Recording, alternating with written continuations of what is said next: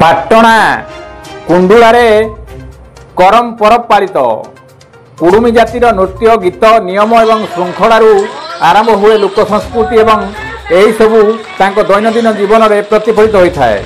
ଏହିସବୁ ତାଙ୍କ ଅବସର ବିନୋଦନ ଅଥବା ସୌନ୍ଦର୍ଯ୍ୟ ଉପଭୋଗ ପାଇଁ ନୁହେଁ, ବରଂ ଏହା ତାଙ୍କର କାର୍ଯ୍ୟର ଅଂଶ ବିଶେଷ ଏବଂ ଲୋକପର୍ବ ଏହି ଜନଜାତିମାନଙ୍କର ଜୀବନ ଜୀବିକାର ଆଉ ଏକ ଅଙ୍ଗ। ଏହି କରମ୍ ପର୍ବ ସିଧାସଳଖ କୃଷି ଓ ପରିବେଶ ସହିତ ଜଡ଼ିତ ହୋଇଥାଏ। ଭାଦ୍ରବ ମାସ ଏକାଦଶୀ ତିଥିରେ କୁଣ୍ଡଳା ଗ୍ରାମରେ କୁଡ଼ୁମି ଝିଅ ବୋହୂମାନଙ୍କ ଦ୍ୱାରା କରମ୍ ପୂଜା ମହା ଆଡ଼ମ୍ବର ଆନନ୍ଦର ସହ ପାଳିତ ହୋଇଛି। ପ୍ରକୃତି ରକ୍ଷକ ଭାଗ୍ୟ ଦେବତାର ପ୍ରତୀକ କରମ୍ ଡାଳକୁ ଗ୍ରାମବାସୀ ପୂଜା ଆରାଧନା କରିଥିଲେ। 1/9/2025 ଦିନ ଗ୍ରାମର କୁଆଁରୀ ଝିଅମାନେ ପବିତ୍ର ବୈତରଣୀରୁ ବାଲି ସଂଗ୍ରହ କରି ଡାଲାମାନଙ୍କ ରଖି ବିଭିନ୍ନ ଶସ୍ୟ ମଞ୍ଜି ଓ ଶସ୍ୟ ଫୁଲରେ ସୁଶୋଭିତ କରି ରଖିଥାନ୍ତି, ଯାହାକୁ ଜାଳ ବୋଲି କୁହାଯାଏ।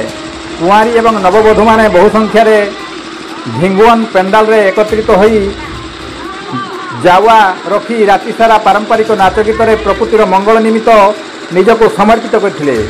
ତହିଁ ଆର ଦିନ ସକାଳେ କରମ୍ ଗୋସାଇଁଙ୍କୁ ଆଶୀର୍ବାଦ ଭିକ୍ଷା କରି ନଦୀରେ ବିସର୍ଜନ କରିଥିଲେ। ଏହି ପର୍ବରେ ପାଖ ଅଞ୍ଚଳରୁ ବହୁତ ଲୋକଙ୍କ ସମାଗମ ହୋଇଥିଲା। ରଞ୍ଜନ ବାରିକଙ୍କ ରିପୋର୍ଟ, କେଡିନ୍ ଜୁଡ଼ିଆ।